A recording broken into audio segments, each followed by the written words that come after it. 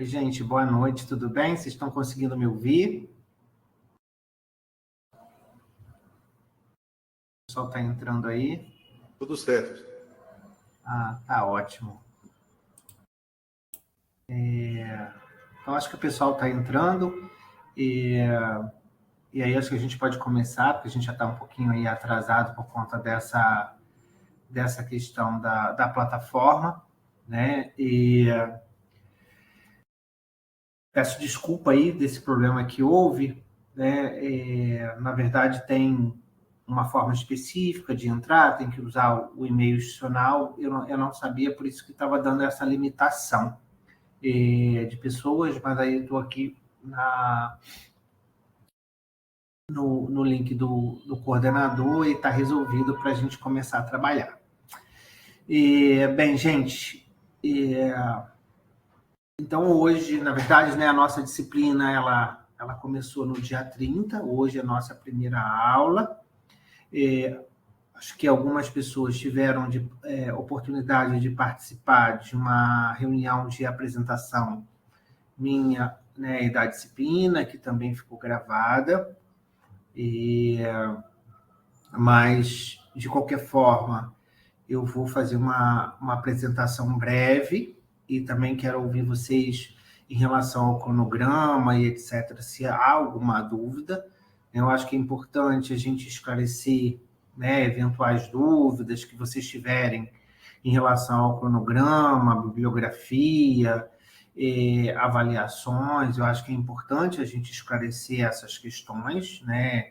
E logo na nossa primeira aula síncrona, eu acho que isso facilita muito o trabalho, né, da gente, porque evita depois dúvidas e, né, troca de muitas mensagens, e a gente sabe que essas mensagens elas acabam tendo as suas limitações também, né?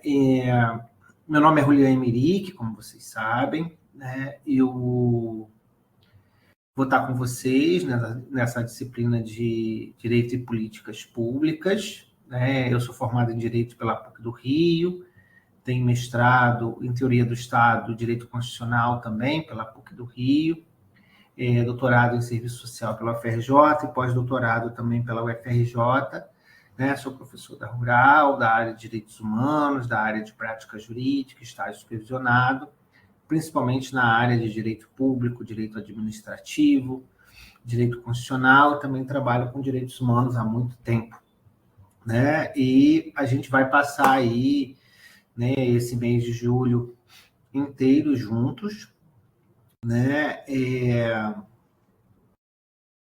E estendendo um pouquinho para agosto, né? Eu acho que eu espero que seja aí um período de, né, bastante frutífero para a gente, de aprendizado para vocês, para mim também, porque cada disciplina que a gente dá, cada momento também é um aprendizado para a gente, né, enquanto professor, que seja uma troca bacana, né?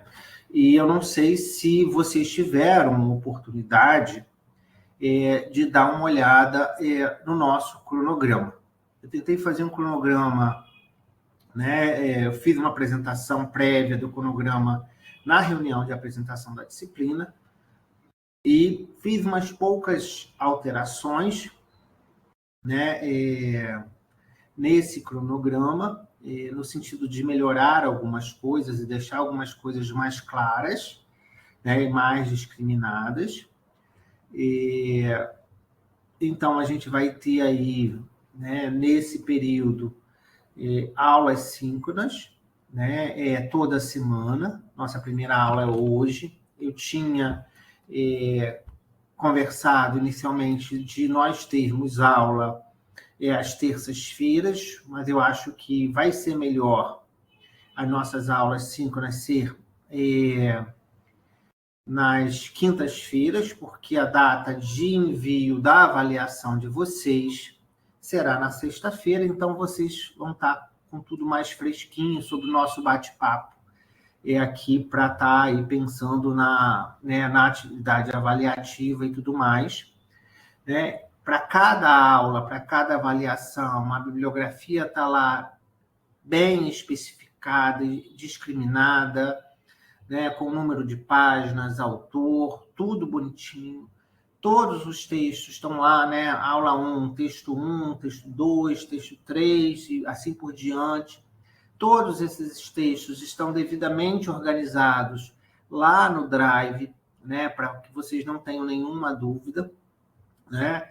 E na apresentação da disciplina, né, muitos de vocês que estavam presentes na reunião relataram, né, que o último professor que estava dando a disciplina para vocês estava dando um prazo de 10 dias para a realização do trabalho, que isso estava bem interessante para vocês, mais confortável e tudo mais.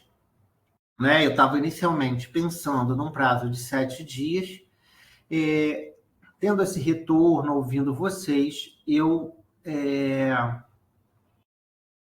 também vou dar 10 dias para a elaboração das atividades de avaliação. Nós teremos atividades de avaliação semanal, né? São 4 avaliações, valendo 2,5 pontos cada uma. Né? Depois a gente vai ter lá, para quem não conseguir, a nota e etc., conforme está no cronograma, conforme já foi explicado. Uma segunda chance, aí como se fosse uma recuperação. E por que eu também pensei em 10 dias, gente? Todas as minhas avaliações, elas serão enviadas na sexta-feira. Né? Então, amanhã eu já vou encaminhar a primeira avaliação para vocês. Logo, vocês terão esse fim de semana, mais o fim de semana que vem, né? E a semana inteira, para ler a bibliografia e para realizar os trabalhos. Né? Então, eu acho que isso facilita também um pouquinho a vida de vocês, né? Para aquelas pessoas que têm uma vida mais corrida, que trabalham, enfim, eu sei que todo mundo, né, tem 1 milhão de atividades, assim como eu, que é fundamental aí, né, conciliar com os estudos. Então, eu pensando, né, nessa questão de dessa possibilidade de vocês terem 2 fins de semana para fazer a atividade avaliativa, né?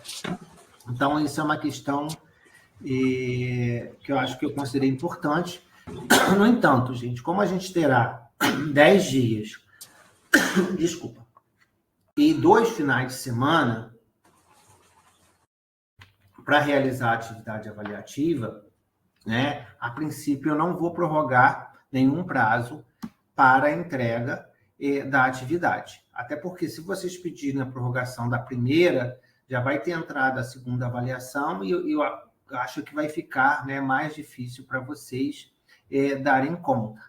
Né? Então, vocês têm dúvida em relação a isso, gente? Eu estou, assim, eu acho que esse primeiro momento, antes da gente começar a aula aqui propriamente dita, é importante, né? Inclusive, para quem tiver dúvida, acho que o momento é esse, né? Da gente poder tirar toda e qualquer dúvida em relação aí ao início da disciplina, tá? Podemos seguir, já que não tem nenhuma dúvida. Então, amanhã eu já vou estar enviando, né, a primeira avaliação para vocês, né, com base na nossa aula de hoje e com a bibliografia indicada. Tá? A nossa disciplina, gente, ela é uma disciplina que, na verdade, vai fazer toda essa conexão dessa área mais exata com essa área de ciências, né, sociais aplicada com a área de políticas públicas. Né? Vocês estavam até agora, assim como verão depois, né, disciplinas mais da área de exatas, aí, de dados, de estatística, né, que eu não domino nada disso. Né? E a nossa disciplina aqui é basicamente não, é uma disciplina de direito e uma disciplina relacionadas a políticas públicas. Então, o nosso material, gente, tanto, né, bibliográfico, é leitura, é texto, então vocês vão ver lá que a gente vai ter artigo, vai ter capítulo de livro, enfim, eu, de acordo com a ementa do curso, enfim, com o propósito da disciplina, eu fiz uma seleção, né, de bibliografia, né, que eu considero importante aí, né, para vocês. Tem lá uma bibliografia, né, principal e uma bibliografia complementar. Então, sempre, todas as aulas, a gente vai, semanais, a gente vai estar trabalhando nessa perspectiva, né, daquela bibliografia, né, daquelas aulas específicas, tá? E alguma dúvida, gente? E assim, quero que vocês fiquem, né, muito à vontade nas nossas aulas síncronas, né? Por mais que ela fiquem gravada, vocês podem assistir depois e tudo mais, né? Eu acho que quem pode, eu acho que é importantíssimo estar aqui nesse momento, né? Até para tirar eventuais dúvidas. E quero deixar vocês muito à vontade, né? Para que me interrompam, né? Para que perguntem, para que questionem, para que ponderem, para que comentem. Eu acho que a gente está num curso que é online.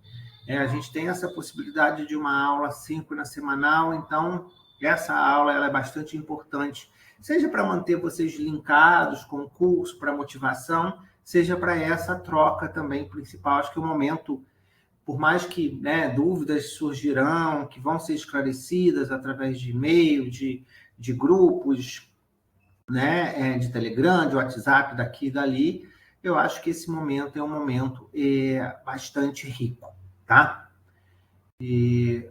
Então, resumindo aqui, né, a nossa disciplina, que a gente vai fazer, né, nesse período que a gente vai estar junto, é essa ponte entre direito e políticas públicas. E mais do que isso, né, fazer com que vocês consigam começar a fazer o link das disciplinas da área de exatas, de estatística, de métodos, né, com a questão das políticas públicas. Por que é importante, né, pensar, né, nessa questão de análise de dados para pensar políticas públicas, né? Eu acho que a gente vai fazer, né, na nossa disciplina. Eu acho que aí vocês vão ter uma dimensão maior, né? Por que é importante analisar dados? Por que é importante pensar nessas questões relacionadas à política pública, né? Então, para isso, a gente precisa entender um pouco, né? Entender um pouco algumas questões fundamentais de direito, né? Entender o que é política pública, a relação de política pública com o direito e a relação desses dados, né, com política pública, né? Então, hoje, a gente vai começar a trabalhar um pouquinho algumas questões mais fundamentais e mais teóricas, digamos assim,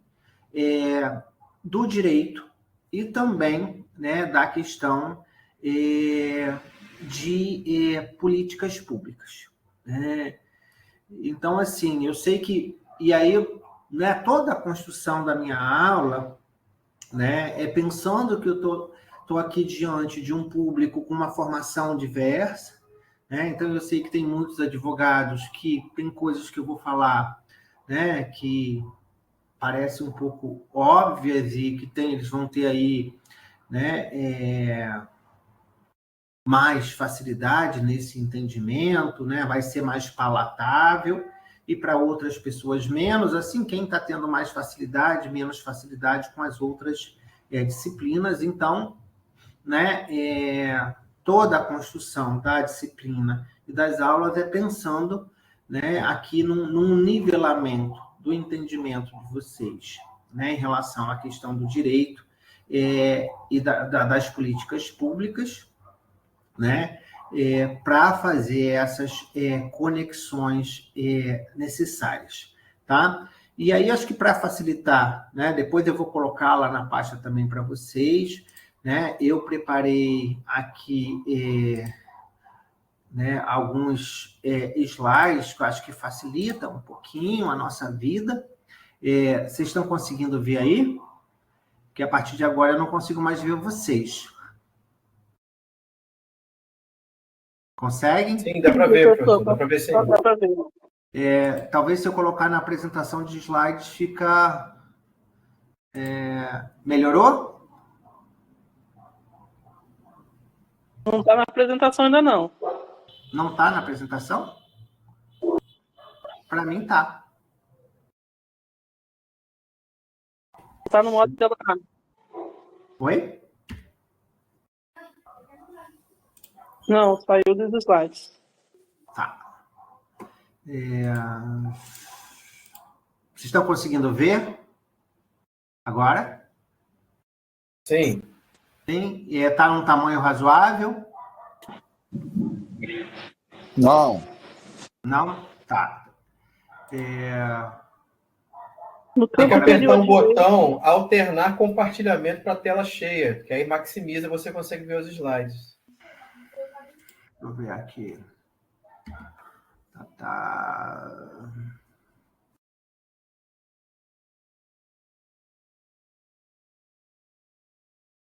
Compartilhar aqui. Deixa eu ver onde está aqui, tela cheia.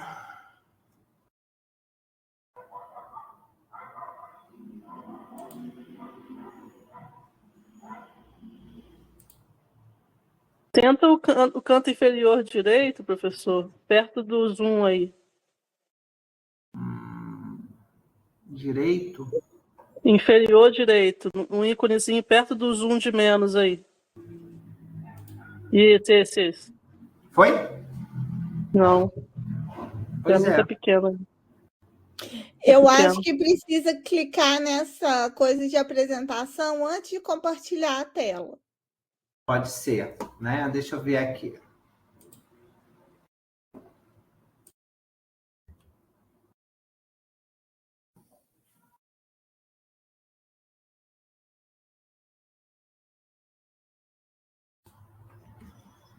Mas aí, quando eu clico em apresentação, eu não consigo entrar na tela, entendeu?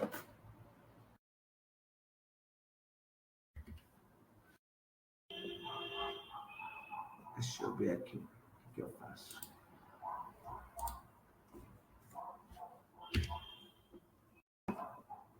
Estranho. Porque aqui tá... Deixa eu ver se eu consigo... Professor, já participei de outras reuniões que aconteciam as mesmas coisas.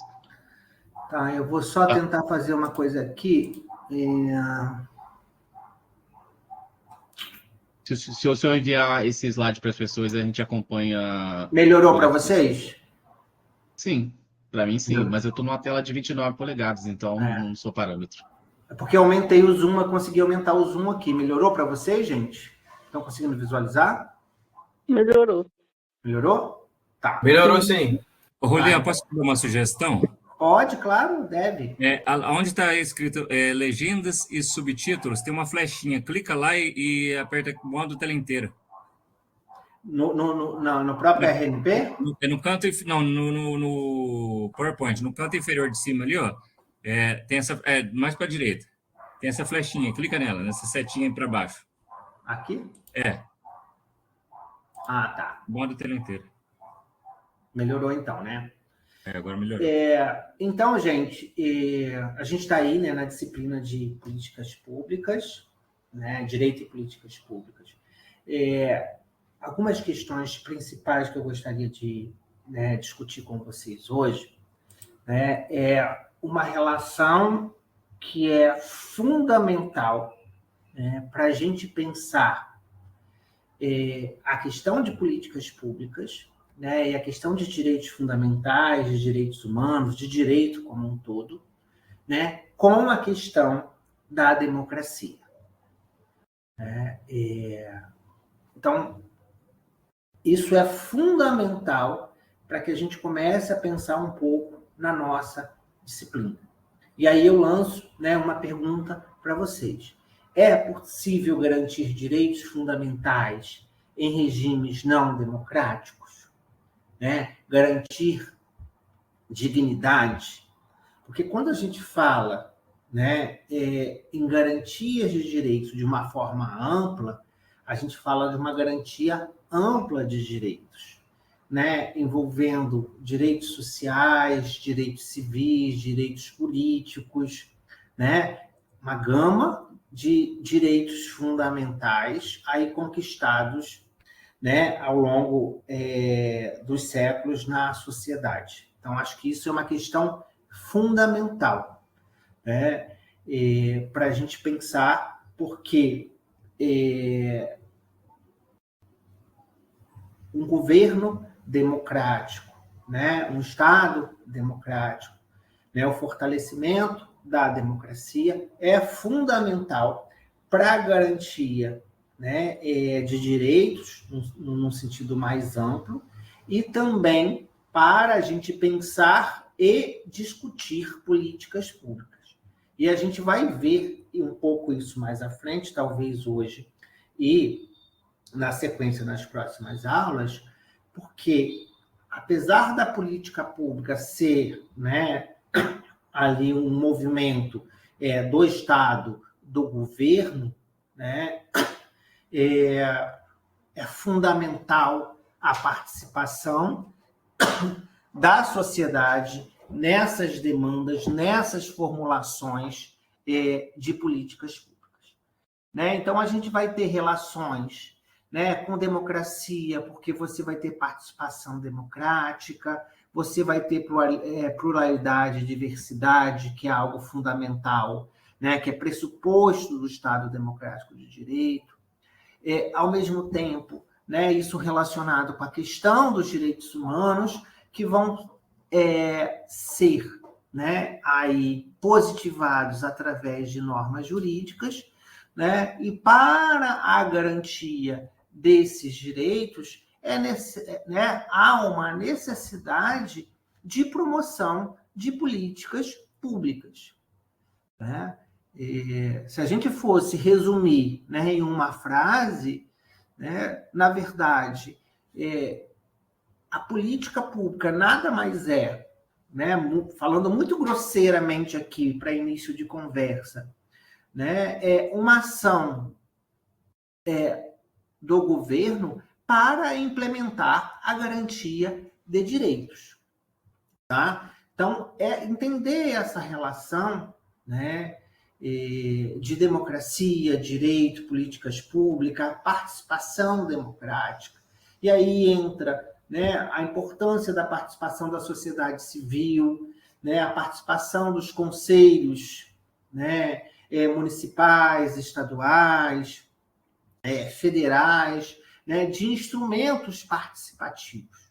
A gente sabe o quanto, né, instrumentos de participação, né, da sociedade civil são importantes, né, para a construção de políticas públicas, né, mais eficientes, que, na verdade,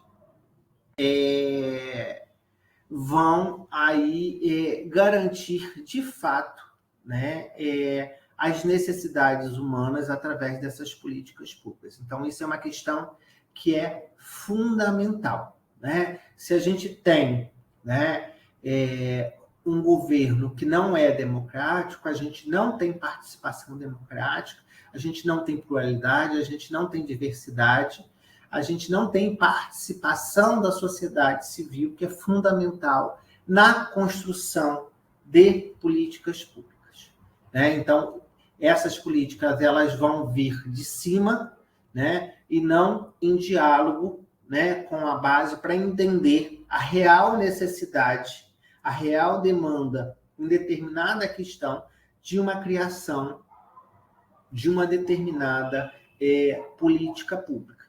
E, por óbvio, gente, né, a política pública ela não é estática, né? Assim como o direito também não é estático.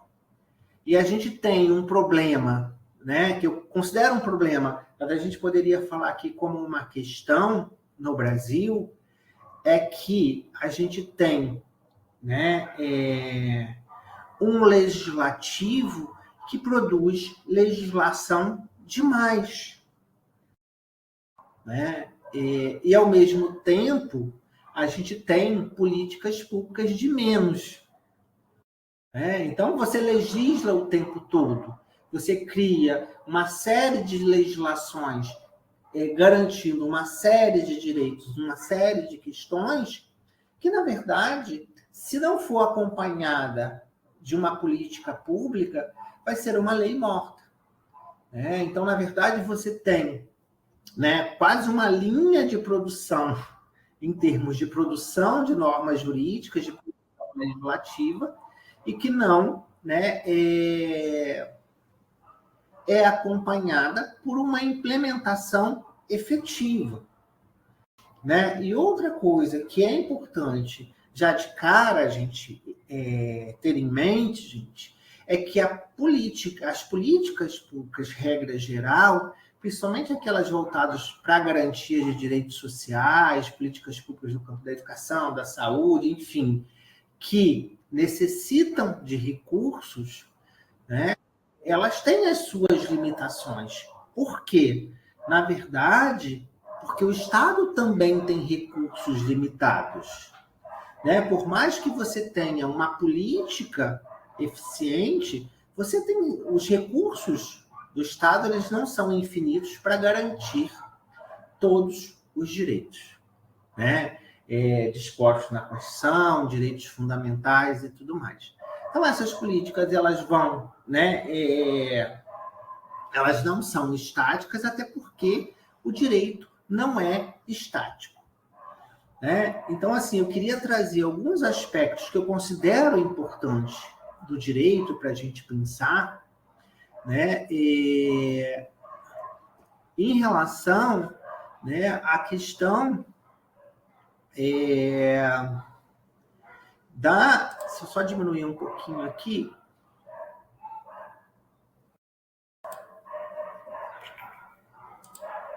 Vocês estão conseguindo ver.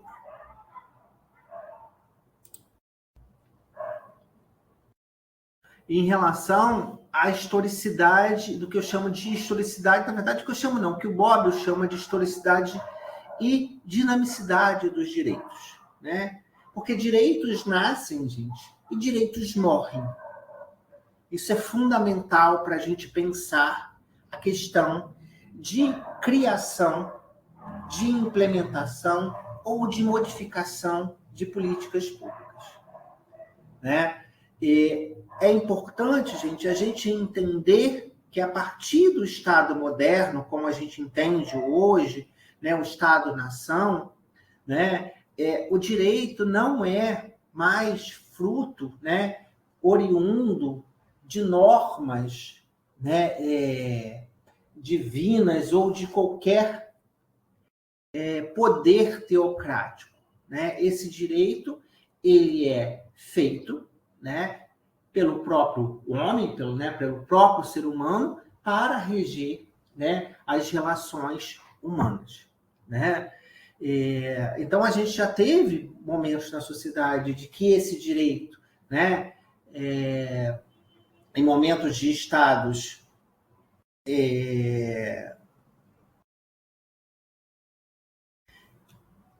não democráticos, estados-nações, como a gente percebe hoje, né, de direitos divinos oriundos, né, da divindade, né, ou direitos oriundos da própria natureza humana, né? Então, o que a gente tem a partir do surgimento, né, do Estado moderno, com um processo de secularização do direito, né, é que é um direito de que é produto da história, né, da cultura e das transformações sociais, né? Como o próprio Bobbio diz, né, que os direitos nascem e morrem de acordo com os interesses e necessidades de cada sociedade.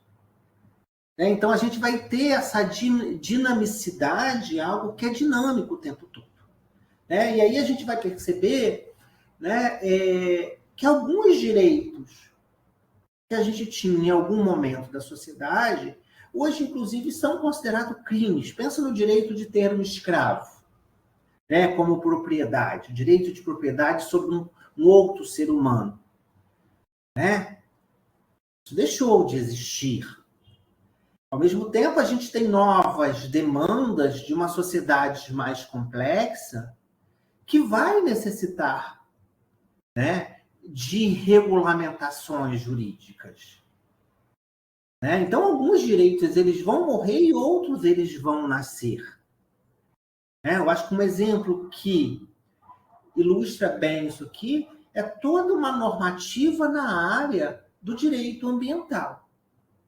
Há 30, 40 anos atrás, a gente praticamente não tinha normas relacionadas ao meio ambiente. E você começa a ter, né, questões ambientais, questões climáticas e uma necessidade da sociedade, né, de se debruçar sobre isso, normatizar, né? E hoje a gente tem, inclusive, pela Constituição de 88, o reconhecimento do direito, né, ao meio ambiente saudável como um direito humano. A gente está vivendo aí todas as discussões sobre, né, sobre as questões climáticas, da crise climática e etc., e o quanto é necessário se normatizar. Então, a sociedade, né, ela vem se tornando cada vez mais complexa. E aí há uma necessidade de regulamentação de novos campos das relações sociais, novos campos da vida ambiental, né, no campo aí da internet, no campo de direitos, né, do idoso, porque as pessoas estão envelhecendo mais, e N outras questões. Né? Então, essa é uma questão que é fundamental a gente entender. Então, gente, existem direitos fundamentais por natureza? Não. Né? Esses direitos eles vão sendo construídos de acordo com essas necessidades de cada sociedade, de acordo com a sua cultura, né? Com a sua história, com as suas necessidades. Né? E existem direitos humanos universais? É uma pergunta extremamente complexa. Né? Você tem o reconhecimento da Organização das Nações Unidas, né, pela Declaração de Direitos Humanos, direitos considerados universais, mas que é muito questionável, né? Porque, na verdade, se você pensa a especificidade das sociedades, das culturas, etc., você pensar num direito, né, universal que se aplica a toda e qualquer sociedade, a todo e qualquer país, também é bastante complicado. Né? E uma outra questão, gente, que é extremamente importante, é que não existe nenhum direito absoluto. Tá? Gente, fica à vontade, eu não consigo ver aí vocês, né, pedindo para interromper, porque eu estou aqui com, né, com os slides. Se alguém quiser me interromper, fazer qualquer pergunta, fica à vontade, tá, gente? Porque pode me interromper a hora que vocês quiserem. Então, gente, na verdade, a questão de um direito absoluto, né, ela acaba sendo uma falácia e ela é um obstáculo, inclusive, à conquista de novos direitos fundamentais. Pensemos, eu acho que isso é muito atual, a discussão do direito de liberdade de expressão. Esse direito é absoluto? Não.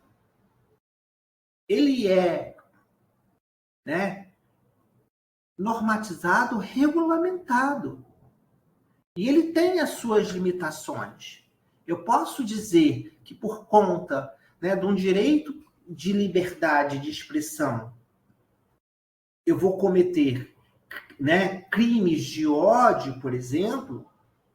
Eu posso ter falas racistas, porque racismo é crime. Eu posso ter falas homofóbicas, que também é considerado crime. Então, esse direito de liberdade de expressão ele não é absoluto. Né? Então, nem mesmo, gente, o direito à vida é absoluto. Na nossa legislação brasileira, né, você tem algumas exceções em relação ao direito à vida. Né? Se você pensa, inclusive, a questão da possibilidade de interrupção da gravidez em caso de violência, né, sexual, ou em caso de risco para a mãe, isso é uma relativização desse direito absoluto à vida. Por que você permite uma interrupção da gravidez em caso de violência sexual, se esse direito à vida fosse absoluto? E é justamente esse direito que não é estático, que é histórico, que é dinâmico, gente, que permite o avanço e a conquista de novos direitos. E a conquista de novos direitos, gente, é fundamental, né, se ter um Estado democrático. Principalmente quando a gente está falando de direitos que vão esbarrar em determinadas questões, às vezes mais sensíveis, né, que esbarram em questões, né, que moralmente são complexas na nossa sociedade. Né? Como a gente avança, se a gente torna um direito absoluto e como verdadeiro, e como possibilidade de modificar, é impossível avançar na conquista de novos direitos. Aqui de forma muito clara, que eu acho que é mais tangível, se a gente tem um direito ali absoluto e valores absolutos, se a gente tivesse, e ainda tem muita resistência, a gente não conseguiria avançar, né, em garantias de direitos relacionados à questão de família, à questão de sexualidade, à questão de reprodução. Né? Isso é fundamental no Estado democrático. E um Estado diverso e plural, onde você possa garantir direitos, né, dentro de uma pluralidade, dentro de uma diversidade, e que não tem como viés um viés moral, principalmente oriundo de qualquer, né, dogma religioso. Cabe ao Estado criar legislação que garanta direitos nessa perspectiva da diversidade, num primeiro momento, né? E cabe a esse Estado criar políticas públicas para garantir direitos dentro dessa diversidade, dentro dessa pluralidade. Né? Então, qualquer forma absoluta de justificar o direito, ela vai ser um obstáculo à conquista de novos direitos. Vai acabar sendo uma forma de opressão. Tá? Então, isso é importante a gente pensar, então. E por que eu estou falando do direito inicialmente? Porque são as políticas públicas que vão incidir, que vão garantir esses direitos na prática lá na frente. Né? Então, não existe esse direito absoluto. Esse direito, inclusive, ele é um grande obstáculo para a garantia de novos direitos, para esse avanço, né, na construção de novos direitos, de acordo com essas necessidades da sociedade, tá? E com o tempo, o que vai acontecendo dentro dessa modificação é uma positivação, né, dos direitos humanos. Ou seja, são aqueles valores que a sociedade considera, né, como importantes e necessários, né, e que vão mudando ao longo do tempo, e esse rol de direitos ele vai se ampliando, tá? Que vão sendo, né, garantidos, que a gente chama de positivados, na Constituição Federal e em outras leis. Né? Pense hoje, gente, a gama, inclusive, né, de garantias específicas para sujeitos específicos, né, que é uma isonomia de fato. É você ter legislações específicas para garantir direitos específicos a pessoas ou a grupos historicamente vulneráveis ou que precisam de uma proteção especial. Né? Então, pensemos aqui em termos de Brasil, a gente tem o Estatuto da Criança e do Adolescente. Por que a gente tem uma lei específica? Porque criança e adolescente é um grupo específico que precisa de uma proteção específica. O Estatuto do Idoso, né? O Estatuto da Pessoa com Deficiência, né? Você tem uma lei que trata da violência doméstica, que é a Lei Maria da Penha. Por quê? Você tem uma incidência grande de desigualdade de gênero e de violência doméstica. E é essa perspectiva legislativa que vai dar base para a criação de políticas públicas, né, que possam vir, né, que visam garantir esses direitos, né, positivados e que vem sendo, né, esse rol de direitos que vem sendo ampliado aí de acordo com o desenvolvimento das sociedades, com sociedades mais complexas, tá? Então, isso é importante. Né? Então, a gente começa essa questão da garantia de direitos, né? Desde lá da Declaração de Independência Norte-Americana, em 1776, passando pela Revolução Francesa e a Declaração dos Direitos do Homem e Cidadão de 1789, né? E aqui a gente tem aquilo justamente que eu falei para vocês, a substituição de Deus pelo humano como significado da ação. O que é isso? Né? A partir da criação, né, do Estado, nação, né, dessas declarações de direito, né, é como se Deus fosse retirado desse espaço público. A gente tem um processo de secularização. Né? Essa esfera do religioso, né, que hoje voltou tanto a público, ela vai se restringir mais ao privado. Né? E ela deveria se restringir até hoje. Né? Porque essa esfera da religião, gente, a partir do momento que ela é colocada, né, no espaço público, principalmente como fundamento para a produção de legislação, com certeza a gente vai ter problema do ponto de vista da garantia de direitos. Porque esse fundamento ele traz uma determinada verdade e um determinado fundamento, né? Que muitas das vezes, né, traz ali uma série de questões e uma série de problemas em relação à questão da isonomia e de proteção de direitos. Né? Aqui, ilustrando novamente, se você pensa nas questões de reprodução, de sexualidade, de família, imagina se a gente prende a legislação ou se a legislação fica sujeita, né, a esses valores religiosos, né, em que pé, né, a gente consegue garantir esses direitos relacionados a essas questões. Né? Então, a gente vai ter aqui, a partir desse momento, né, da modernidade, do surgimento do Estado-nação, né, é um direito que é dinâmico, não é um direito mais que é oriundo, né, do sobrenatural, do divino. É um direito que é produzido pelo próprio homem, né, para regulamentar as relações do próprio homem. Né? Então, o homem passa, né, o humano, passa a ser sujeito e objeto do direito.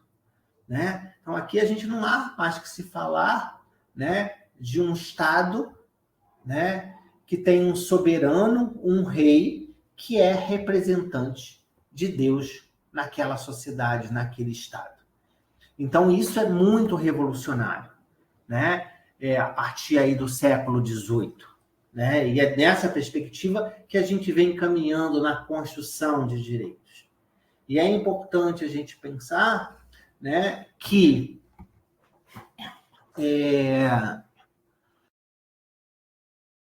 todas essas conquistas, né, que a gente passou por desde o século XVIII, né, foram objetos de muita luta, de muito suor, de muito sangue, né, com avanços e retrocessos, e que hoje a gente vive, né, com garantias significativas de direito, né, do ponto de vista formal, mas do ponto de vista material, também, assim, ainda com muitas dificuldades, tá?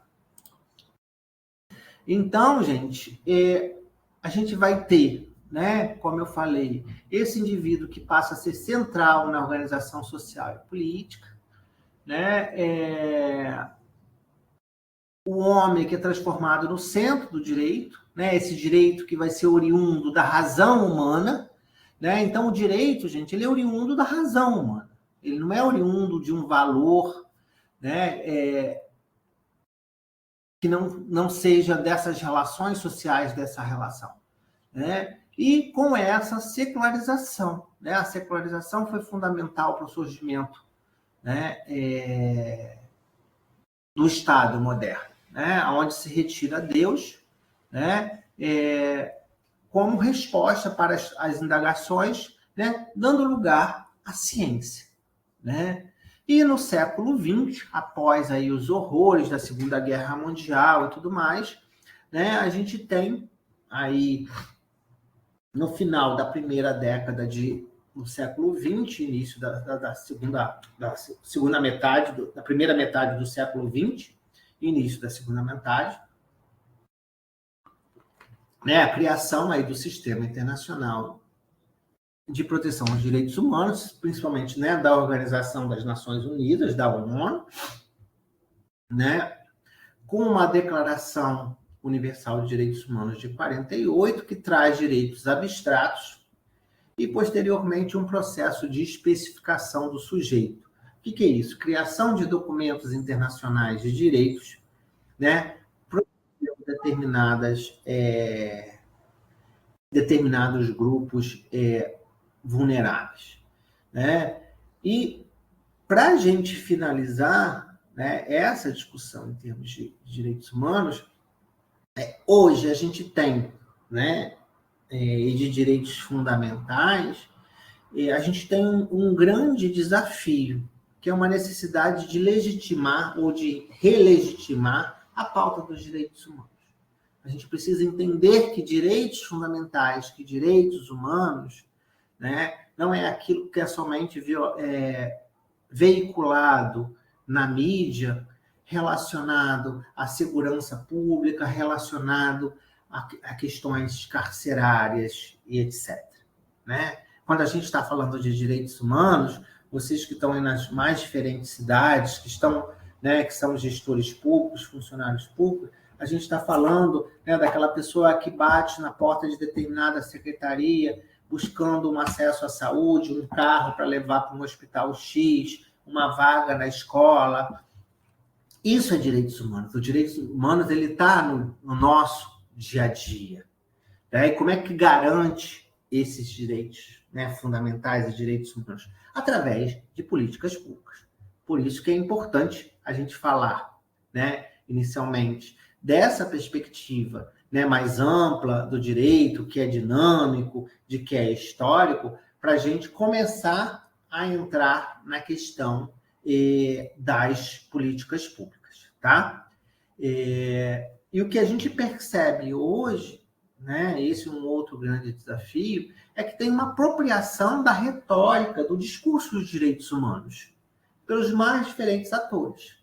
Né? Os direitos humanos, que é um instrumento histórico de luta, né, de grupos que lutam por direitos e etc., têm sido apropriados, inclusive, por grupos antidireitos, né, para fundamentar determinadas demandas.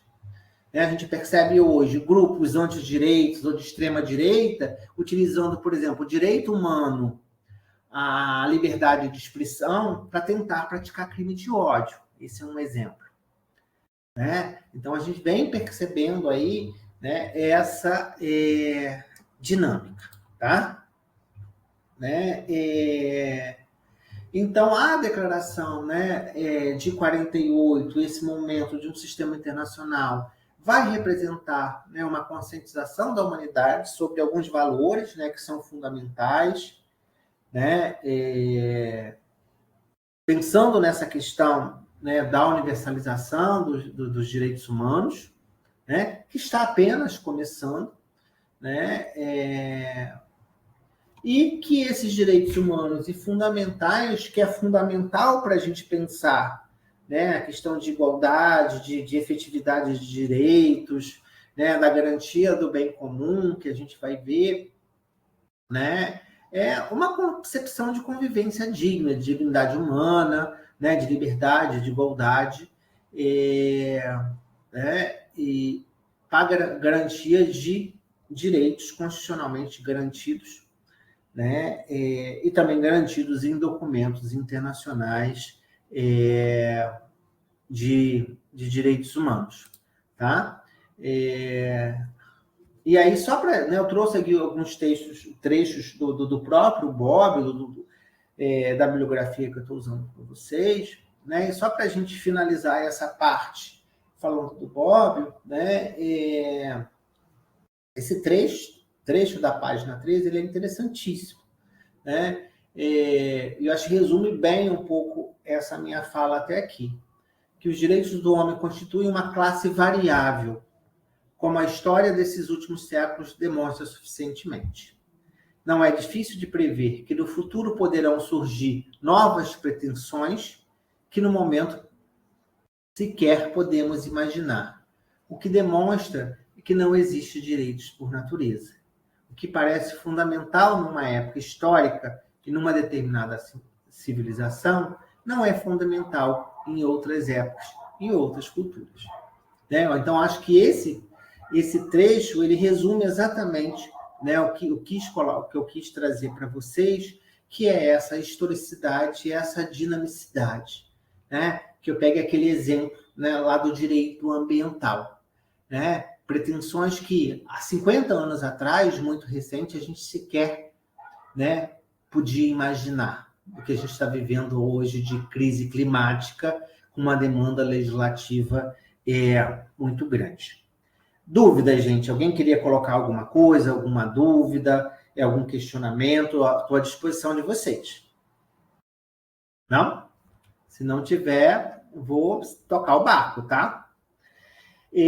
Então, gente, então esse panorama, né, básico sobre o direito, né, dessa dinamicidade e etc., ele serve como base para a gente começar a pensar um pouquinho, né, na introdução, né, dessa relação, né,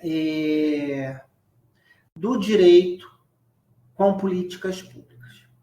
Né? Então, é fundamental, gente, que para que a gente pense, né, na política pública, é que a gente pense no direito, que a gente pense no Estado, que a gente pense, né, na política, que a gente pense no governo. Então, quando a gente está falando de política pública, a gente está falando dessa complexidade, né, da coisa pública, do Estado, da política, né, do governo. Né? Por isso eu falei lá no início, né, de que pensar em contextos democráticos é importantíssimo pensar e garantir estados democráticos para que a gente tenha uma política pública mais eficiente, né, e mais democrática, construída mais democrática, de forma mais democrática e, portanto, mais eficiente. Né? E então a gente começa um pouquinho a trabalhar essa questão do conceito de política pública. Né? Então, os autores eles vão trazer, né, dois conceitos, né? Duas concepções, na verdade, de política. A primeira é a politics, né? Que é a política no sentido geral, né? O sentido geral da política, que vai estar inserido em todos os aspectos da nossa vida. Né? A gente faz política o tempo inteiro, né? As relações sociais, elas são relações políticas. Né? Seja aquelas relações que vão se dar no âmbito do Estado como um todo e as relações no dia a dia. Então, quando a gente está falando de politics, a gente está falando da política num sentido mais geral. Né? E quando a gente vai falar de polícias, a gente vai falar de ação do governo para atender às necessidades da sociedade. Isso é política pública. Se a gente puder... O que é uma política pública? Né? Muito grosseiramente. É uma ação do governo. Voltada para quê? Para garantir as necessidades da sociedade. E essas necessidades estão dispostas aonde? Regra geral, no direito, na lei. que garante determinados direitos.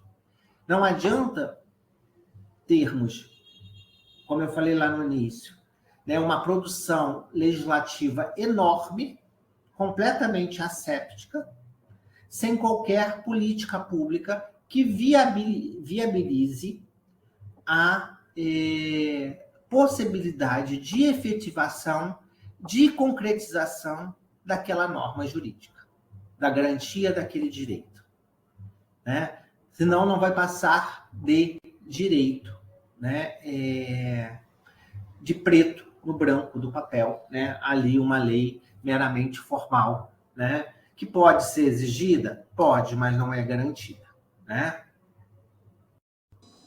E esse contexto, tanto de políticas como de polícias, né, ele surge dentro desse contexto que eu estava falando para vocês, do Estado moderno. Então, no primeiro momento, a gente tem um Estado, né, absolutista, né? Surge aí o Estado absolutista no século XVIII, surge nessa perspectiva de rei. Oi? Pode falar. Não, que tem uma parte aí que eu anotei no texto, logo abaixo que o senhor colocou, que eu fiquei em dúvida quando eu fiquei lendo. Pode falar. Ao Pode. medo do relativismo. Consegue Oi? ouvir? Consegue ouvir? Estou te ouvindo. O medo de quê? Relativismo. Que é a parte que aparece embaixo.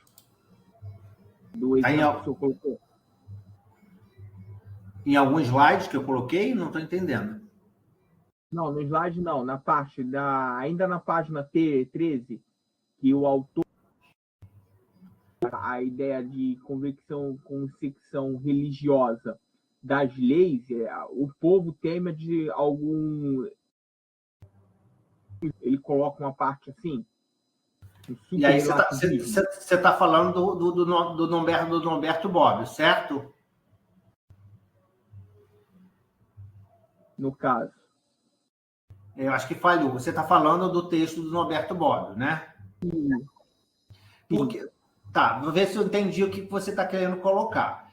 Na verdade, o que ele traz é que não existe um fundamento absoluto do direito. Por que não existe um fundamento absoluto? Porque, na verdade, um fundamento absoluto do direito, inclusive, ele vai ser extremamente excludente e não garantidor de direito.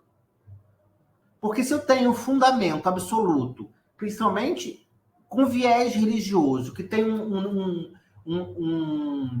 uma determinada verdade, tudo aquilo que foge àquela verdade, né, foge à garantia de direitos, né? Então, se eu tenho, né, por exemplo, eu acho que fica muito claro para pensar esse viés religioso, isso é muito comum no que a gente vê no dia a dia, pensando as questões de reprodução e de sexualidade. Né? Então, se eu tenho uma norma religiosa que se impõe sobre o direito e diz, por exemplo, que casamento é só entre homem e mulher, porque Deus determinou que homem, né, e mulher, somente homem e mulher formam uma família, essa base jurídica, né, se eu tenho uma lei que tem essa base, que vem com esse viés moral religioso, ele exclui, né, como a gente já teve, a gente tem essas lutas até hoje, de qualquer garantia de direito para as pessoas que não formam esses casais entre homem e mulher. Então, na verdade, o pressuposto, gente, de uma democracia de que não existe uma verdade absoluta. É que existe pluralidade e diversidade. Cabe ao Estado garantir essa pluralidade, né, de pensamentos, né, claro, dentro, né, da garantia do bem comum e etc., dentro da normatização e da diversidade. Porque se eu tenho uma verdade, e aí por que esse fundamento absoluto, ele, na verdade, ele é violador de direitos? Porque é o seguinte, se eu tenho hoje, inclusive, uma diversidade, pensando em termos de Brasil, religiosa muito grande, qualquer viés religioso que que fundamente uma legislação, ele tem um viés de uma determinada vertente religiosa, né? De uma determinada verdade. E se eu não sou praticante daquela religião, eu sou obrigado a obedecer, digamos assim, essa lei, né? Como é que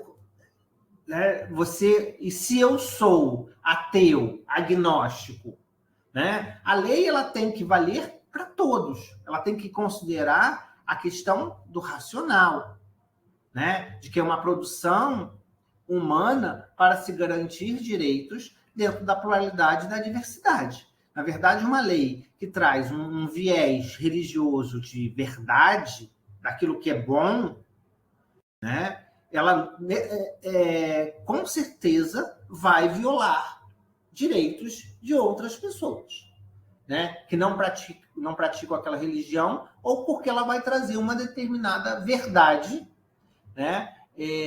Que não é uma verdade para todos. Eu acho que essa questão, né, da sexualidade ela ilustra muito bem, porque a gente vive essa disputa no dia a dia.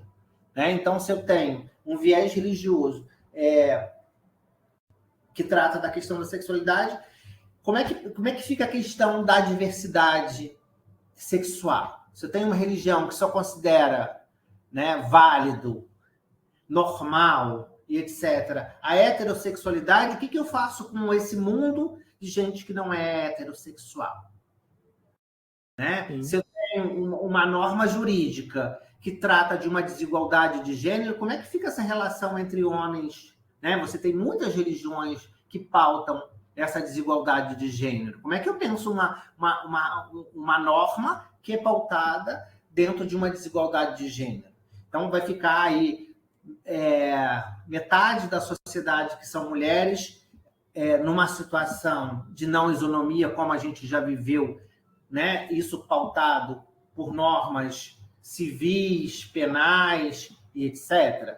Né? A gente já viveu isso. Essa é uma grande mudança dentro daquela historicidade, né? Dinamicidade do direito, por exemplo, dos avanços. A gente tinha um Código Civil que era do início do século XX, né, que tinha ali regras, né, em relação às questões de família extremamente não isonômicas, né, e que só mudaram muito recentemente com a Constituição de 88, né, muito recente.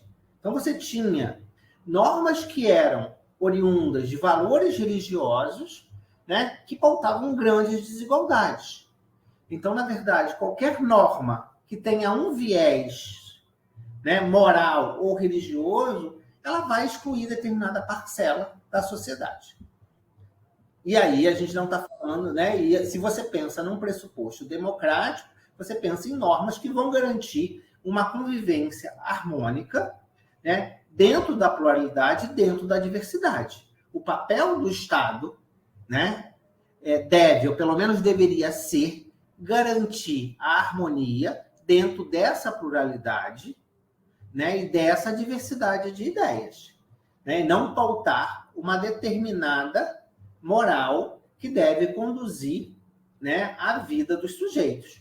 Essas pautas, né, morais e religiosas, elas são importantíssimas, né, mas elas devem, né, se restringir às nossas condutas privadas. Né? Imagina se eu crio uma política pública no sentido de que eu não vou atender só pessoas heterossexuais, porque só essas são consideradas humanas, digamos assim.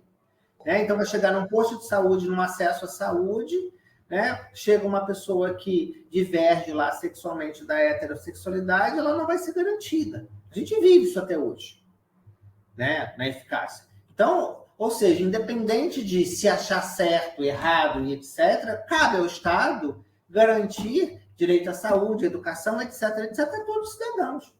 Né? Independente de raça, de cor, de sexo, de orientação sexual. Ou seja, não cabe ao Estado e aos gestores públicos, e principalmente aos funcionários públicos na sua atuação fazer qualquer julgamento de valor. Né? Se chega uma pessoa, né, buscando um tratamento de saúde, sei lá, para uma doença sexualmente transmissível, não cabe você julgar se essa pessoa tem uma vida promíscua, se relaciona sexualmente com 1, com 10 ou com 20. Cabe ao Estado garantir direitos através de política pública de acesso à saúde. Né? Seja de saúde preventiva, seja de tratamento em caso, né, de problema de saúde. Então, isso é fundamental, né, para garantir direitos, gente, a gente separar, eu acho que a sua pergunta é interessante, separar o que é privado e o que é público. Né? Então, o que serve para a nossa vida privada e o que não deve ser levado para o público. Né? Então, eu tenho as minhas crenças ou não tenho as minhas crenças, os meus valores, né, que orientam a minha conduta, sim, no meu dia a dia, né, mas que isso não deve ser imposto a ninguém, muito menos na minha atuação, enquanto representante do Estado. A gente tem aqui, né, muitos funcionários públicos. Né? A minha religião, o que eu acredito, o que eu professo, os meus princípios, os meus valores, eles são meus, né, que conduzem a minha ação. Eu não posso levar isso, né, como referência para o meu trabalho, sob pena de discriminar pessoas que vão chegar em situações de muito diferentes ou de outras crenças, né, diferentes da minha. Né? A gente teve um caso aqui no Rio, recentemente, no Hospital Universitário da Unirio, né, de uma pessoa num tratamento de câncer, né, que professa, né, o candomblé, etc. Estava com as suas guias de proteção, uma pessoa com tratamento sério, e quando foi trocar a roupa, ela foi tomar banho, né, o funcionário lá, o enfermeiro, pegou as guias dela e jogou no lixo. O enfermeiro não está ali para pensar se essa pessoa é candomblessista, se é umbandista, se é católica, se é evangélica. Ele está ali para fazer o trabalho dele. Né? Isso é fundamental a gente pensar. Essa formação laica, né, de separar o que é privado. Né? Ali, naquele momento que eu sou enfermeiro, né? Ou sou médico, ou eu sou professor. Né? Eu vou tratar, eu vou exercer o meu cargo público, né, da forma que tem que ser exercido. Né? Não levando o que eu acho que é certo ou que é errado para a minha profissão, para o meu exercício profissional. Não sei se eu te respondi, mais ou menos, se era essa questão que você estava pensando. O senhor respondeu, mas só que tem uma pequena outra dúvida que colocou aí em relação ao relativismo. Porque, no caso, talvez eu não tenha perguntado muito bem. No caso, vou fazer de uma maneira um pouco menos formal.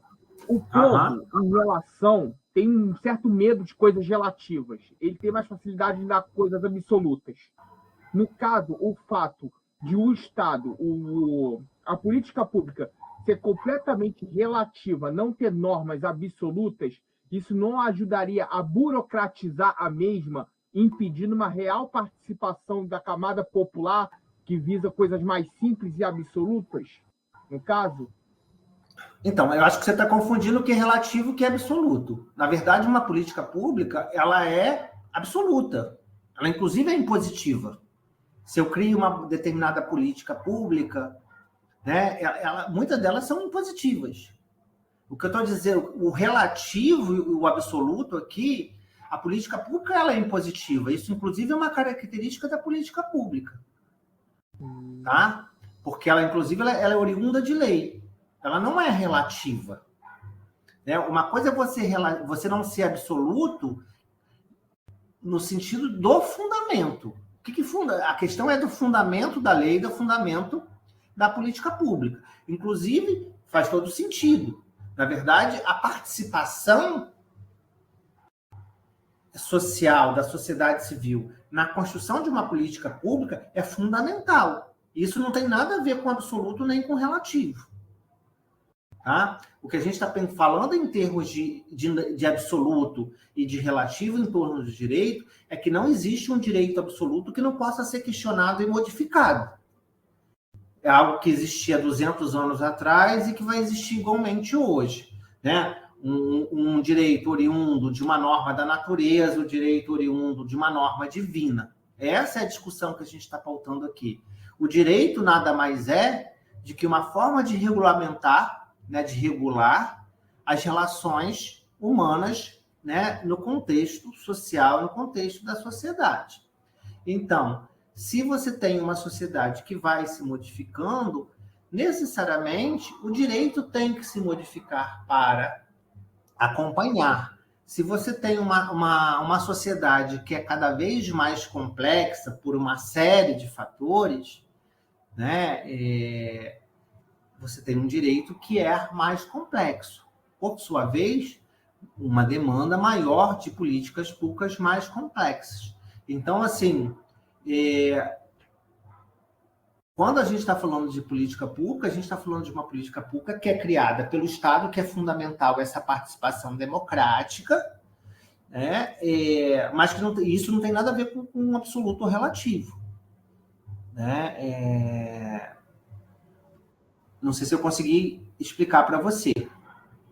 Sim, que eu tinha confundido a parte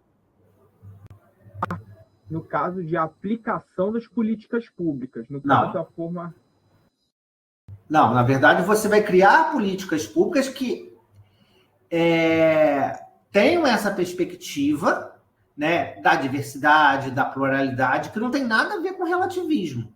Você não está relativizando nada, você está criando algo que não que não tem um viés valorativo e etc. Né? Ele está ali para garantir o bem comum. Política pública, ela pretende garantir o bem comum. O que é o bem comum? Né? É essa convivência de direitos básicos de todas as pessoas. E é de todas mesmo. E como é que você garante o direito de todos? Só numa perspectiva plural. Porque a sociedade não é igual, as pessoas são diferentes, as pessoas têm comportamentos diferentes, têm valores diferentes. Isso é pressuposto da democracia. Senão a gente tem lá, né, um Estado ditatorial que vai impor regras, né, inclusive criar, né, políticas públicas, seja lá como, né, com base no seu autoritarismo, tá? Tranquilo? Tranquilo. Então, gente, retomando um pouco aqui, a gente vai ter, então, essas duas concepções de política, né? Que é importante entender, né? Essa questão do Estado moderno que surge como, né, Estado absolutista e depois aí com a Revolução Francesa, né?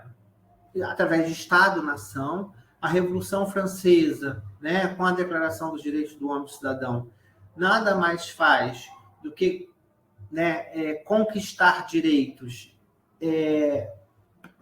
em face do próprio Estado. Esse Estado soberano e absoluto, né, é um Estado extremamente violador de direitos, né? E aqui vou abrir um parênteses, uma questão importante, né? Na verdade, quando a gente está falando de políticas públicas, quando a gente está falando de Estado, né, um dos principais violadores de direito é de quem deveria garantir direitos, que é o Estado, né? Que viola esse direito o tempo todo, porque não garante direito a uma educação, a saúde, a segurança, saneamento básico, enfim, há uma infinidade de direitos, tá? Então, isso é importante. E aí, gente, né, a gente tem aí 3 questões importantes, que é o Estado, né, que é a totalidade política, que é uma entidade, né? Então é importante diferenciar o que é Estado, o que é governo, né? O Estado é essa entidade, né, que envolve essa totalidade política, né, que envolve todos os aspectos da vida. Por sua vez, o governo, na verdade, é a administração, a aplicação das leis e de políticas públicas pelo Estado, né? Pelos poderes do Estado, na verdade, né? Você tem o legislativo, o executivo e o judiciário, na verdade, em conjunto, vão aplicar, né, vão fazer essa administração desse Estado, né? E, por sua vez, você vai ter a sociedade civil, que é a sociedade organizada, que tem um papel fundamental, né, no diálogo com o Estado para a criação de políticas públicas. Então, gente, o Estado está lá, né, e o governo está lá na sua atuação para que ele crie uma política efetiva, né, uma política pública efetiva. Ele precisa ouvir essa sociedade civil. Olha, qual é a real necessidade? Né? O que realmente vocês precisam? Então, é fundamental ouvir a necessidade para que se crie uma política pública efetiva.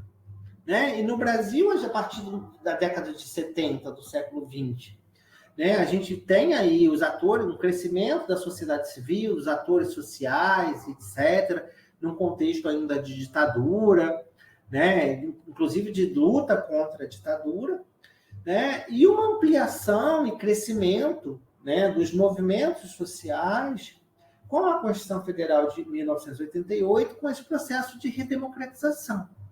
Então, aí você tem uma ampliação, né, e fortalecimento dos movimentos sociais, né, maiores participações, né, sociais, seja através de movimentos sociais. Você tem no âmbito das federações, né, União, dos entes federados, União, Estado, município, a questão, né, dos conselhos, que são fundamentais para discutir, se pensar, né, ali formas né, canais de diálogos importantes com o Estado. E por que isso é importante, gente? Uma questão que é importante, né? Para se garantir direitos, precisa pensar, né, em políticas públicas. E como é que a gente pensa em políticas públicas? E eu falei lá no início que políticas públicas precisam de dinheiro, regra geral. E que o Estado tem recursos, né, limitados. Então, isso significa que para uma eficiência maior, né, é você criar uma política pública que consiga garantir mais direitos, né, com menos dinheiro. Isso é eficiência. E aí, a importância do curso que vocês estão fazendo, tentando fazer um link aqui. Né? Por que vocês vão ficar fazendo, né, pensando aqui a área do curso, né, com uma análise de dados para pensar política pública? Porque você precisa pensar isso racionalmente. Como é que vai ser construída essa política pública? Qual é a melhor forma de se construir essa política pública? Qual a melhor forma de fazer a aplicação desses recursos financeiros? Porque senão, gente, é dinheiro jogado no lixo. Né? Você vai ter ali um gasto muito grande com um retorno social, né, daquela política pública pequeno. Então, na verdade, o que a gente tem aqui, pensando o nosso curso, é justamente a importância, né, de vocês dominar todas essas disciplinas que vocês estão fazendo, pensar essas questões jurídicas, né, pensar a questão da complexidade do Estado, né, e de que a política pública é um meio, né, de implementar o direito, né, e que ela precisa ser pensada, né, de forma profissional e com participação da sociedade, para que ela possa ser a mais efetiva possível. Tá? Né? E eu trouxe, né, um trecho, né, interessantíssimo, né, para a gente... Pode falar. Sobre esse aspecto da eficiência, eu acho que ninguém discorda de que a eficiência ela é bem-vinda, né? A gente só precisa tomar cuidado porque, frequentemente, esse discurso da eficiência é usado para justificar cortes no orçamento público, de políticas públicas. Né? Uhum. Justifica porque o dinheiro é mal empregado. Então, assim, eu acho que a gente precisaria primeiro aumentar a eficiência para depois pensar em cortar o gasto. Mas, na prática, o que a gente vê é o contrário. A gente corta o gasto justificando, usando a ineficiência como justificativa e não busca aumentar a eficiência. Qual o seu nome? Eu sou Davi Delia. Oi, Davi. Eu acho que é ótima a sua ponderação, Davi, pelo seguinte: na verdade, o que se faz no Brasil, né, é não resolver o problema pela raiz, e sim lá, né, pela raiz da árvore, digamos assim, sei lá, pelas pontas. Né? Eu concordo plenamente com você, essa perspectiva do Estado liberal. Olha, a gente tem dinheiros que são mal, né, que é mal versado e etc. nas políticas públicas, está se jogando dinheiro pelo ralo, então a gente enxuga o Estado. Né? Você tem essa perspectiva neoliberal. Né? Então, ao invés de... Essa é a grande questão, Davi. Ao invés de pensar por que está se gastando muito numa determinada política pública, está tendo um retorno ruim dessa política pública, e identificar, Davi e demais, qual é o problema? Olha, por que eu estou gastando tanto, sei lá, tanto em educação, nessa política pública de educação, e o retorno está sendo baixo? Ao invés de pensar nos problemas, o que tem de falha nessa política pública, que isso é pensar a base, a raiz, para a gente melhorar, para a gente avançar. Olha, a gente vai nessa perspectiva de destruir o Estado, de tirar isso da mão do Estado. Olha, vamos cortar o recurso.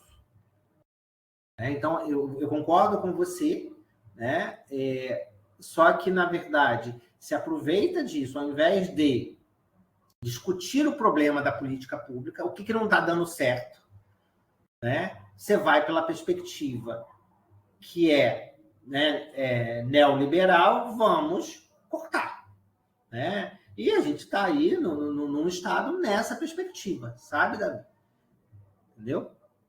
E aí, gente, voltando aqui, né, eu acho que esse trecho, né, no texto que eu estava falando com vocês, ele é importante, que ele fala assim, diz o seguinte: o Estado possui acesso a um número limitado de recursos que devem ser utilizados para atender a um número significativo de demandas da sociedade, que tende a crescer em função da maior complexidade das sociedades e das novas exigências e problemas decorrentes.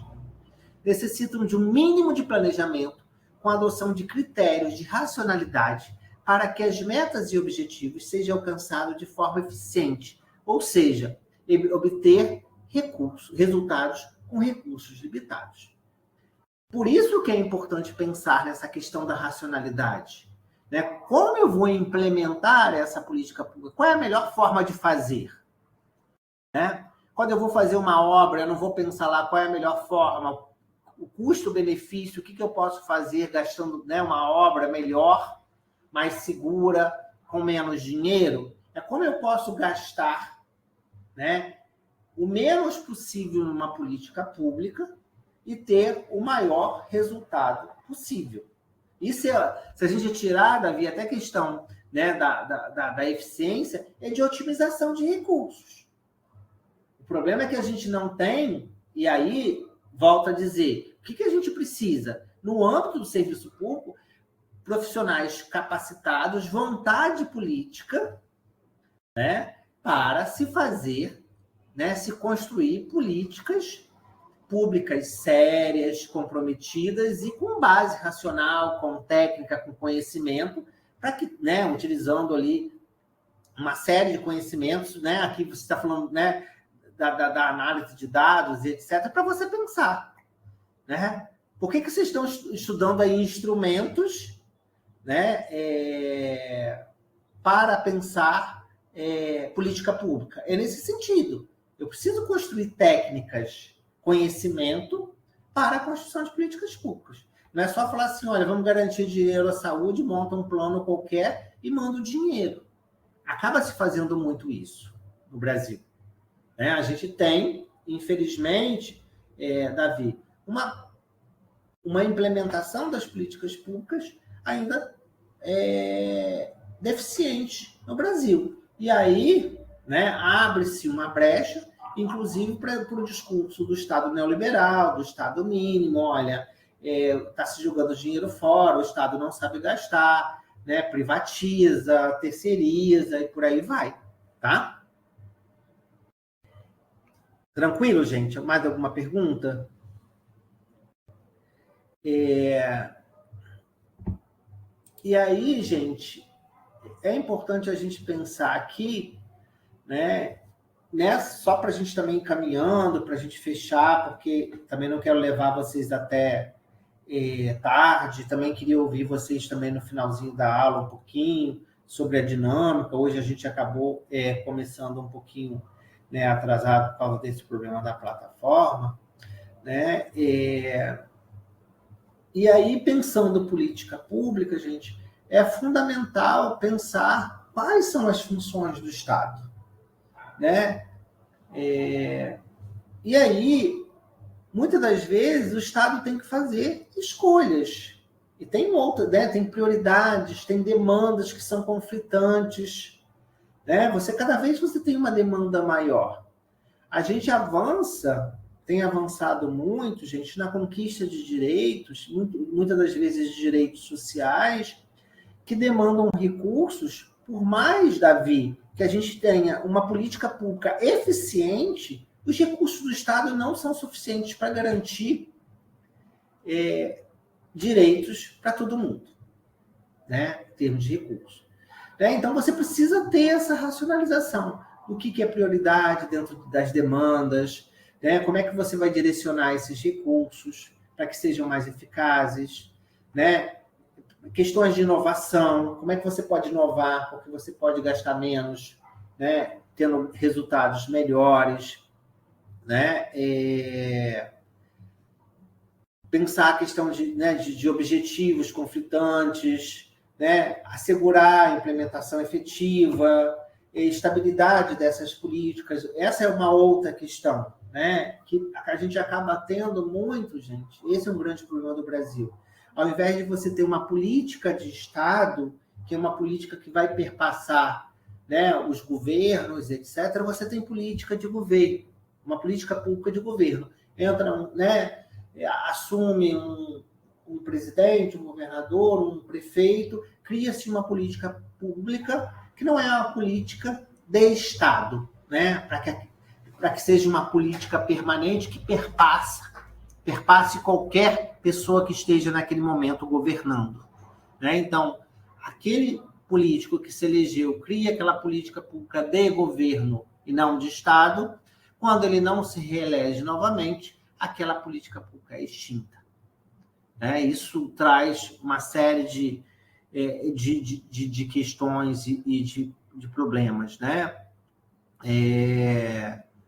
E é importante também, né, nesse campo, né, a questão da própria adaptabilidade das políticas públicas, né, porque muitas circunstâncias vão acontecer na implementação, né, de políticas públicas. Então, pensar, né, assim como o direito ele é dinâmico, né, essa sociedade ela é dinâmica, e no campo da aplicação, né, dentro dessas funções do Estado, né, é que ele deve olhar, né, para esse contexto das políticas públicas, né, nessa perspectiva, né, de prioridades, de objetivos, de que tem conflitos, né,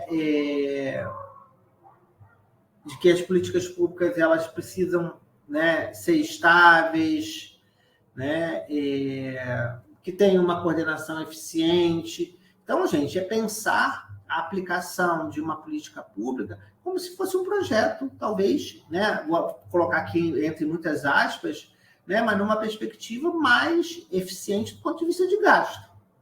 A gente tem um problema realmente de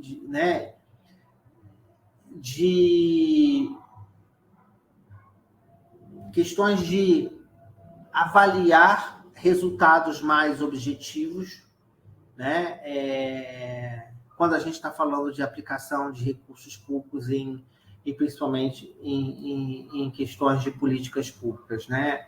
De você ter ali critérios, né, mais objetivos de avaliação. Então, essa é uma grande questão, né? E aí, gente, né, falando isso tudo, mas o que a gente entende, né? A gente pode entender como política pública, né? Que seriam, aí em tese, né? É um campo que surge no meio do século XX, né? Como um campo do conhecimento, como uma disciplina, né?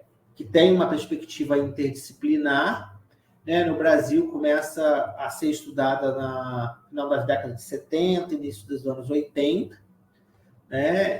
Que tem uma perspectiva interdisciplinar que envolve ciência política, se envolve direito, né? Várias áreas do conhecimento, né? Então, pensando aqui um conceito trazido pelo próprio autor, né? Que eu acho que é um conceito que traduz bem, né? Que são ações empreendidas ou não pelos governos que deveriam estabelecer condições de equidade no convívio social, tendo por objetivo dar condições para que todos possam atingir uma melhoria da qualidade de vida compatível com a dignidade humana, né? Nessa definição está implícito que os governos têm por objetivo garantir que seja atingido os fins para os quais foi criado o Estado, ou seja, com a utilização de mecanismos legais e coercitivos, tornar possível que todos os cidadãos possam buscar a felicidade sem que sejam prejudicados pelas ações de outros indivíduos ou organizações. Então, acho que esse conceito ele traduz muito bem, né, o que é a política pública, qual o objetivo da política pública, essa relação com o Estado. Então, gente, não dá para pensar, né, política pública, né, dissociada, seja do direito, seja do Estado, tá? E para a gente terminar, gente, né, a gente tem aqui alguns elementos da política pública, né, que ela é feita em nome público, ela é iniciada pelo governo, né, ela, regra geral, é interpretada, implementada por atores públicos e também privados, né? Você pode ter uma política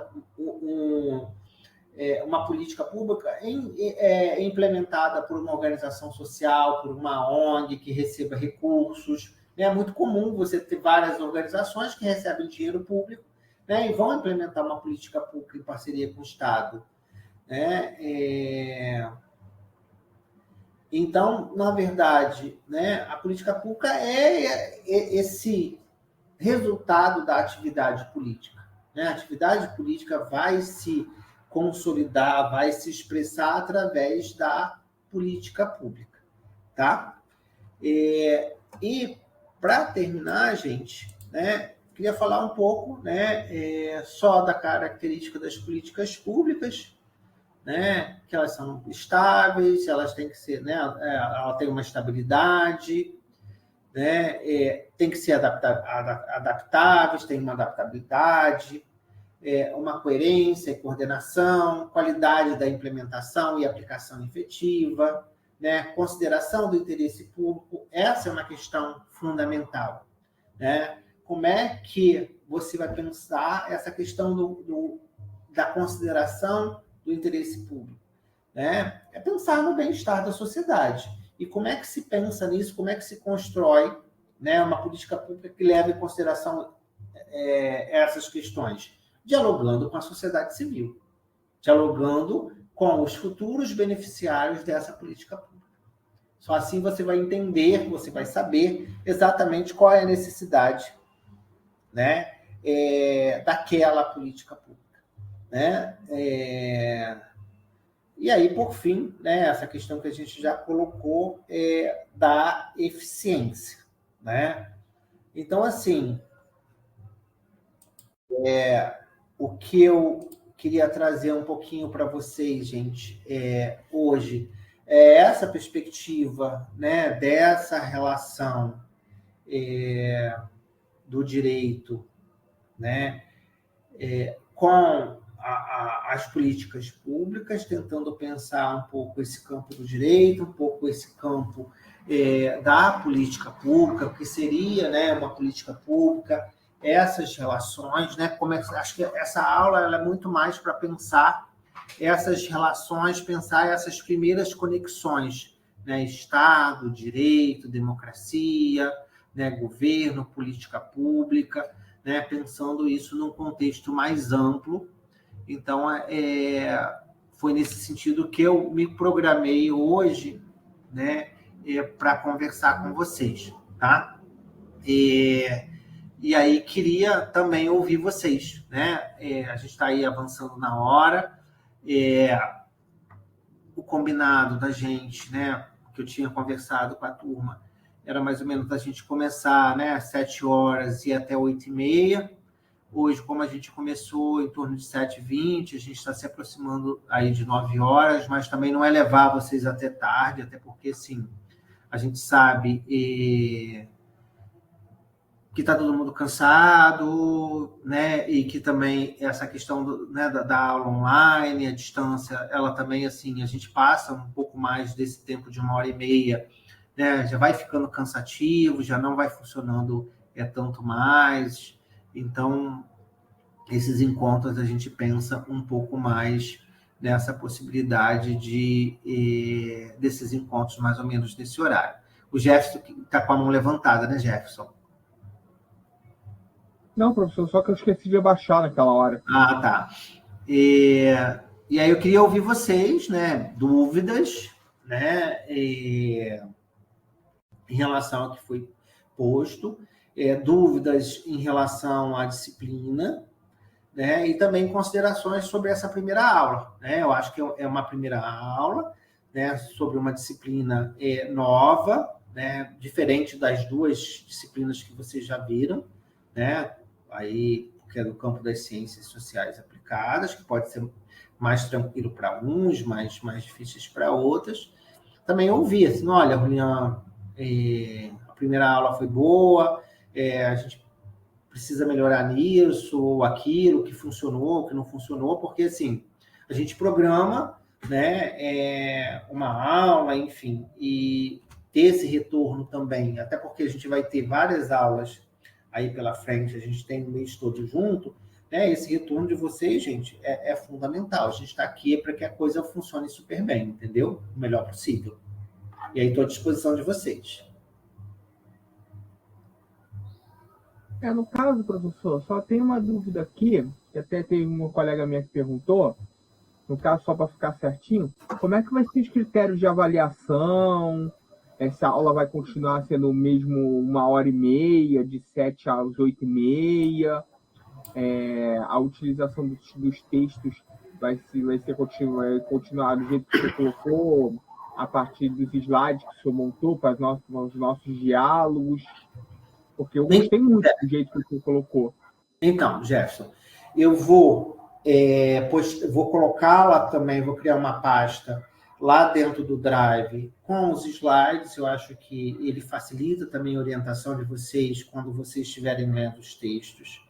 Então, assim, é claro que a gente está numa aula de 1h30, né? Tem vários aspectos de várias questões que eu poderia estar colocando, trazendo de forma, né? O que eu falei aqui eu poderia falar em 4, 5 aulas, né? Então a gente traz, mas a gente está, né, numa aula, né, síncrona de um curso que é à distância.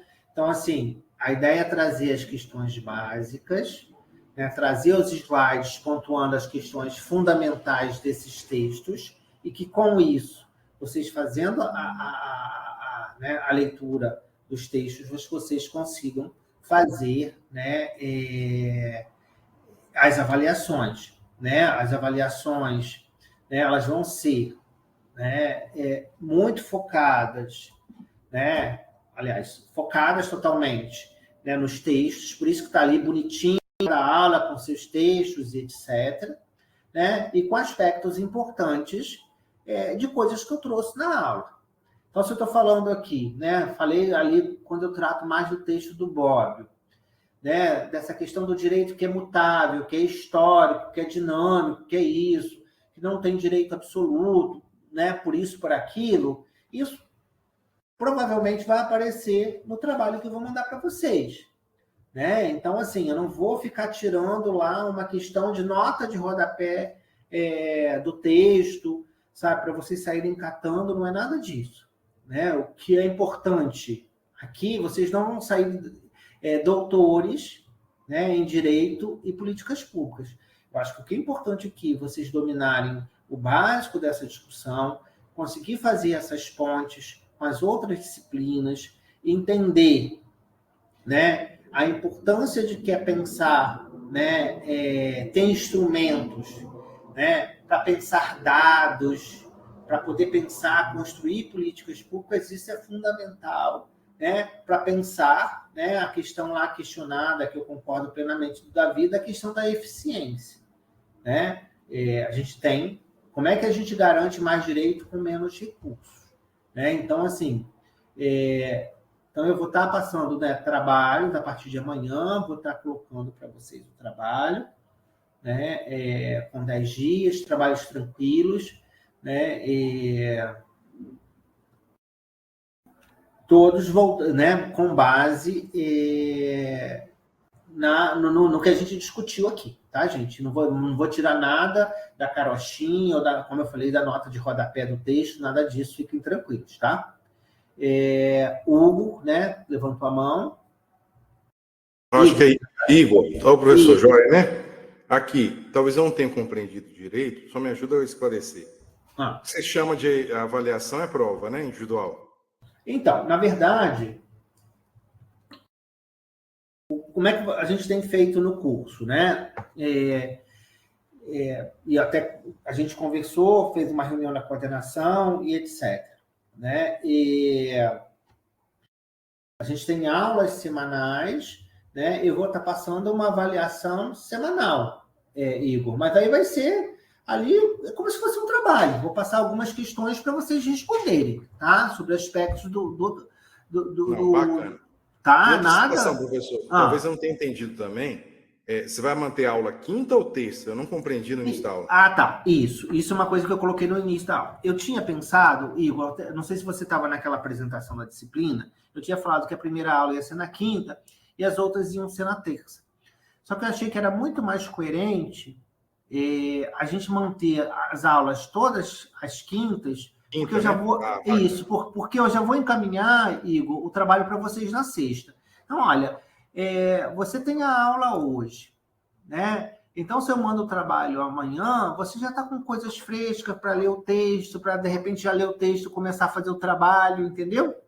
Então, eu achei mais coerente. Então, se vocês olharem lá o cronograma, a nossa aula vai ser sempre quintas-feiras, às 7 horas. Eu coloquei 7 horas porque, assim, 7 a 8h30, eu acho que fica menos cansativo do que 7h30 às 9 ou 8 às 9h30, tá? Mas se vocês quiserem, sei lá, houver um consenso, é melhor 7h30 até às 9, também pode ser, tá? 8 eu acho muito tarde, porque aí chega 9h30, já está todo mundo batendo pino, né? A gente está cansado, eu também estou cansado.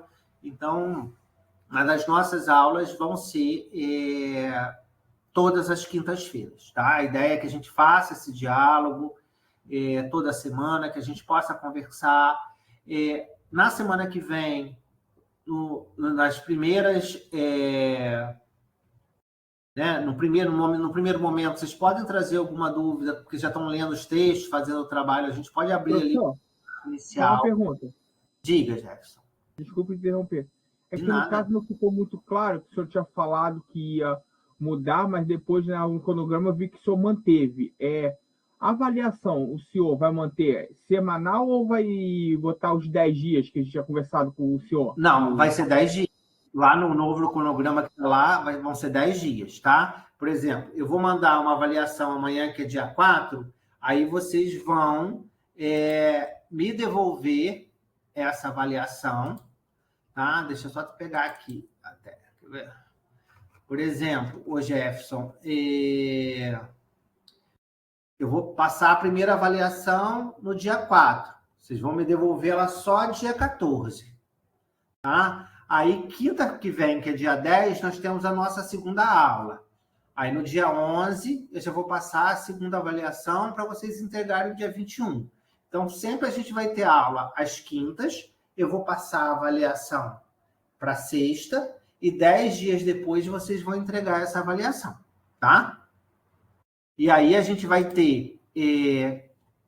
a gente tem mais ou menos aí, né, 40 dias da disciplina. Estou pensando, né, numa avaliação semanal. Gente, nada surreal não, tá? Não pensa que é uma prova que vocês vão se descabelar, não. Pensa nisso que é um trabalho semanal, um trabalhinho que vocês vão ter. Algumas questões para vocês responderem ali com base na aula e com base no texto, tá? Não é assim... Não pensem, é uma prova super difícil, não vou conseguir fazer, vou ficar horas fazendo, não é nada disso, não. Tá, Jefferson? E dei esses 10 dias, né?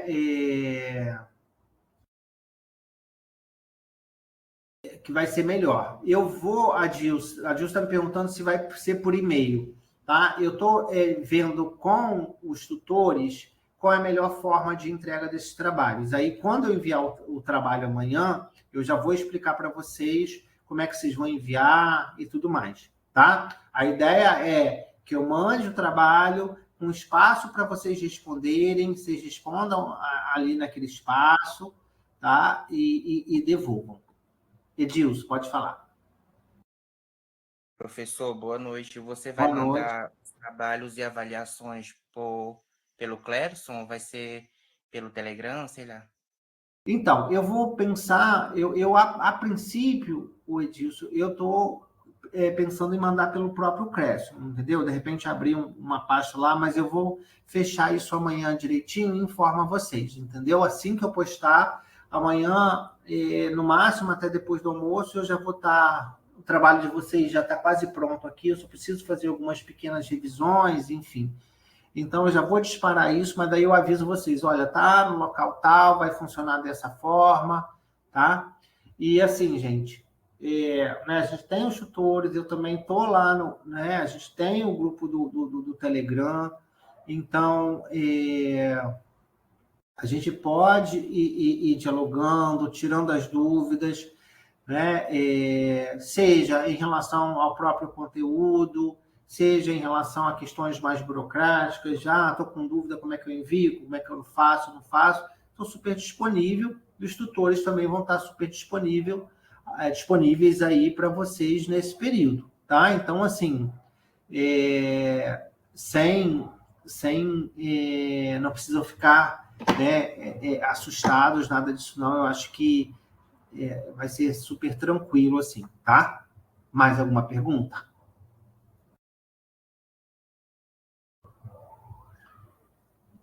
Ninguém, gente? Tá tranquilo? Então, se a gente não tem mais nenhuma pergunta, então eu vou encerrar a nossa aula, né? E amanhã, né, eu vou estar mandando aí o trabalho para vocês, né, explicando tudo direitinho. Já deixo aí, né, agendada a nossa aula para quinta-feira que vem. A gente vai... se falando aí pelos canais, pelo Classroom, pelo Telegram. Estou super disponível aí para vocês, gente, em caso de dúvida. Conselho que eu dou a vocês, né, em relação à aula, gente, estou marcando 7 horas, eu vou dar ali uma tolerância de 5 minutos, mas não vou dar grandes tolerâncias. Porque senão, gente, a gente vai sempre ter aquela perspectiva, vai sempre começar com atraso e a gente fica, né? Aí quem entra no horário é penalizado, né? Então, vamos tentar manter o horário, porque a gente consegue terminar no horário. Por exemplo, hoje a gente começou mais tarde por problema na plataforma, a gente vai estar terminando mais tarde, né? A gente trabalha numa perspectiva de que vocês, né, já são pessoas formadas, profissionais, que têm família, que têm profissão, que têm trabalho, né, que estão cansados, que precisam otimizar. Então, assim, Vamos tentar, né, manter o nosso horário direitinho de aula. Se for preciso, em algum momento, olha, a gente precisa de uma aula extra sobre isso ou aquilo. Eu posso, se houver uma demanda, eu posso abrir um momento de marcar uma aula especial para vocês, não tem problema em relação a isso, tá? Peço, gente, justamente por vocês terem vidas corridas, né, demandas, que não deixe o trabalho acumular. Porque se você atrasa o primeiro trabalho, aí quando vê, chegou o segundo, e aí vira uma bola de neve, né? Então, assim, inclusive se você fizer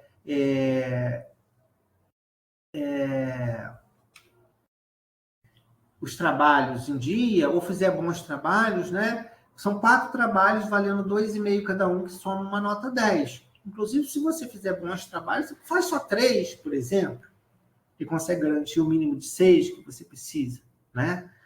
Então, é vocês, gente, né? O que eu oriento vocês é dentro da organização da vida de vocês, das demandas profissionais, pessoais, familiares, que vocês se organizem, né? Para também não tentar, para não, né, de repente não se enrolar, ficar difícil. E qualquer problema, gente, pode acionar, né? Pode me acionar, pode acionar os tutores, a gente está aí, né? Espero que a gente tenha uma convivência ótima aí durante esse mês de julho, até o período aí final. Edilson, pode falar.